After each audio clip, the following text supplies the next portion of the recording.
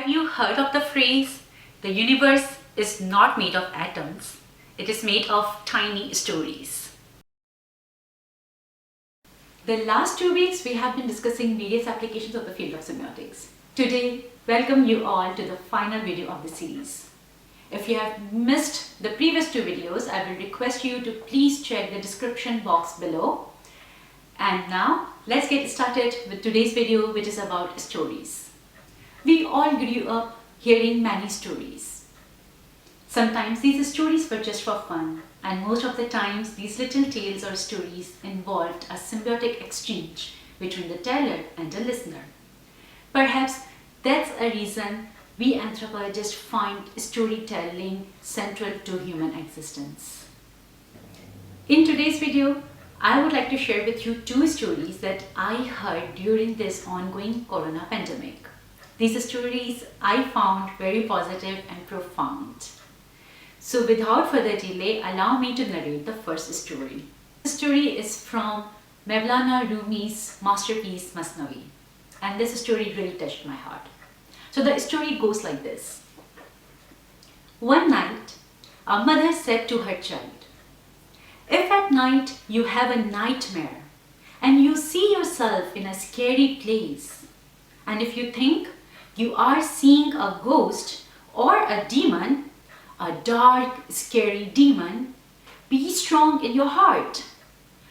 Don't hide and attack the demon. Attack the demon and the demon will run away." After listening very carefully, the child said, "Wow, Mama, you have a great idea. But what if ghost mummy has told it the same thing? What if you, being my mom, has told me to attack the ghost, the demon, the ghost mom is telling it to attack me? How about if you give me some piece of advice that if the ghost is attacking me and is grabbing me by the neck and is hanging on to me, I should rather embrace it rather attacking it? I want you to teach me how to stand up or persevere.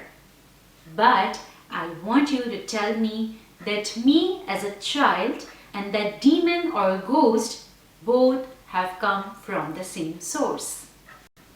Such a powerful story. And I would like to go with the interpretation given by Omid Safi, who is a professor in Duke University. Accordingly, in current time, that demon or the ghost can be associated with the coronavirus. In that way, the wise words of the mother make so much sense that we need to walk to it. We don't need to go in denial or ignorance that we are in a pandemic situation. This situation is dark, the situation is scary. Let's just acknowledge it.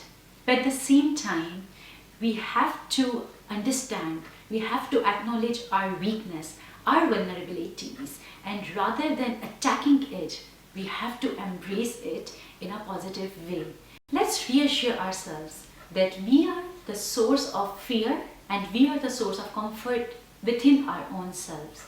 It depends how do we approach this demon. If you wish to hear more from Omid on the subject of corona, the link to his podcast is mentioned in the description box below. Now let's move to the next story. One day, a man was asked to paint a boat. The painter brought with him his toolbox and started painting it bright red, as the owner has asked it. While painting, he realized there was a hole in the hull and he decided to repair it. When finished painting, he received his check and he went back to his home. The next day, the owner of the boat came to the painter and presented him a nice check, much higher than the payment for paintings.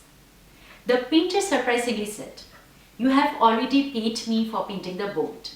The owner said, "But this is not for painting it.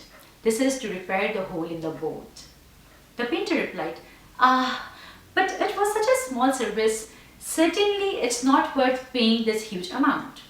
The boat owner answered, "My friend, this amount is not worth what you have done.